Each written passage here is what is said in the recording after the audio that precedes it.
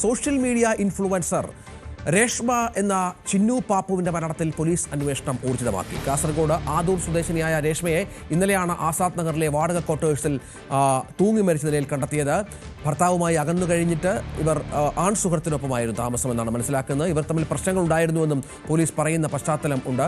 സന്ദേശ് എന്ന ഇയാളെ കേന്ദ്രീകരിച്ചാണ് അന്വേഷണം. ഇയാളാണ് ആൺ സുഹൃത്ത് എന്നാണ് മനസ്സിലാക്കുന്നത്. KV ബൈജു ഉണ്ട്. ബൈജു, കലഹങ്ങൾ പതിവായിരുന്നുവെന്ന് അയൽവാസികളൊക്കെ പറയുന്നുണ്ട്.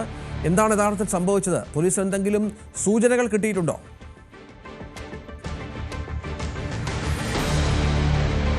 രഞ്ജിത്തെ, ആത്മഹത്യ ഒന്നിനും പരിഹാരമല്ല എന്ന് ആവർത്തിച്ച് വ്യക്തമാക്കുമ്പോഴാണ് ഇത്തരത്തിൽ വലിയ തോതിൽ സമൂഹ മാധ്യമങ്ങളിലൂടെ ഇൻഫ്ലുവൻസറായി പ്രവർത്തിക്കുന്ന ഒരു പെൺകുട്ടി ആത്മഹത്യ ചെയ്ത വിവരം പുറത്തു വരുന്നത്. വലിയ ഞെട്ടലോടെയാണ് മലയാളികൾ ഈ വാർത്ത കേട്ടത്. എന്തായാലും ഈ സംഭവത്തിൽ പോലീസ് ഇപ്പോൾ അന്വേഷണം ഊർജിതമാക്കിയിട്ടുണ്ട്. ഇതിൽ കുടുംബം ഇപ്പോൾ പരാതിയുമായി രംഗത്ത് വന്നിട്ടുണ്ട്.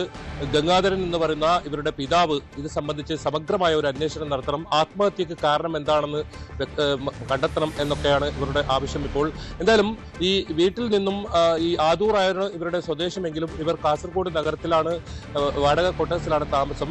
അവിടെ ഒരു ആൺ സുഹൃത്തും ഉണ്ടായിരുന്നു. ആൺ സുഹൃത്തുമായി കഴിഞ്ഞ 4 ദിവസത്തോളം വലിയ തോതിലുള്ള ഇവർ തമ്മിൽ തർക്കമുണ്ടായിരുന്നു എന്നാണ് പോലീസ് പറയുന്നത്.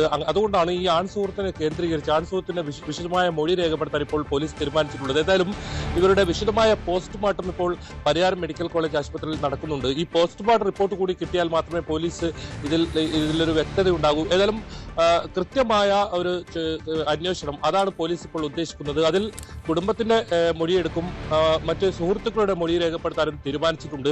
എന്തായാലും 2 ലക്ഷത്തിലധികം ഫോളോവേഴ്സ് ഉള്ള ഈ രേഷ്മ എന്ന് പറയുന്ന ചിന്നു പാപ്പു കാസർഗോഡൻ തനത് ശൈലിയിലുള്ള വീഡിയോകളാണ്. അത് പാചകവും യാത്രകളും ഒക്കെയായുള്ള വീഡിയോകളാണ്. വളരെ സന്തോഷവതിയായാണ് ഓരോ വീഡിയോകളും ബ്ലോഗിലും അവരെ കാണപ്പെടാറുള്ളത്.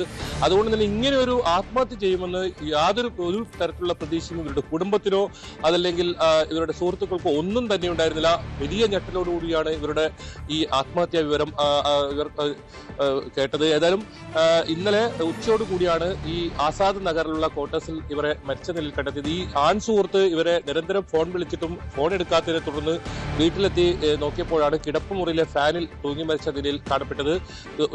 വളരെ പെട്ടെന്ന് തന്നെ ആശുപത്രിയിൽ എത്തിക്കാൻ ശ്രമിച്ചെങ്കിലും മരണം സംഭവിച്ചിരുന്നു. ഈ സംഭവത്തിൽ പോലീസ് പറയുന്നത് ഇത് തന്നെയാണ്.